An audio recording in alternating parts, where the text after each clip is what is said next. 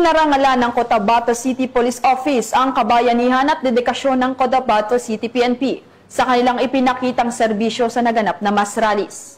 Kinilala ang sakripisyo at pagtsatsaga ng mga pulis na nagbigay ng seguridad at nagpanatili ng kaayusan sa gitna ng mapayapang pagtitipon. Ayon sa pamunuan, ang pagkilala ay simbolo ng pasasalamat sa kanilang malasakit at walang pag-iimbot na paglilingkod sa komunidad.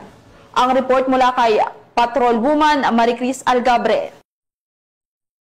Pinarangalan ni Police Colonel Jibin Imbungkayaw, City Director ng Cotabato City Police Office ang kabayanihan at walang sawang dedikasyon ng mga kapulisan sa naganap na kilos protesta nito lamang ika-21 ng Setyembre taong kasalukuyan sa Cotabato City.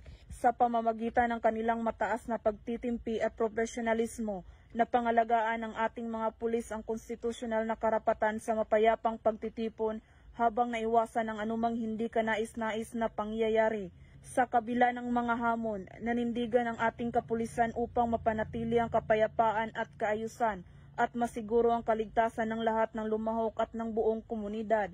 Anya, Police Colonel Bongkayaw, ang kanilang disiplina at pagpipigil sa sarili ay sumasalamin sa tunay na diwa ng paglilingkod bayan, ang protektahan ng buhay, igalang ang karapatan at panatilihin ang seguridad ng lahat. Pinararangalan natin ang ating mga alagad ng batas na patuloy na nagpapakita ng tapang, pagtitiyaga at dedikasyon sa paglilingkod sa mga Cotabateño.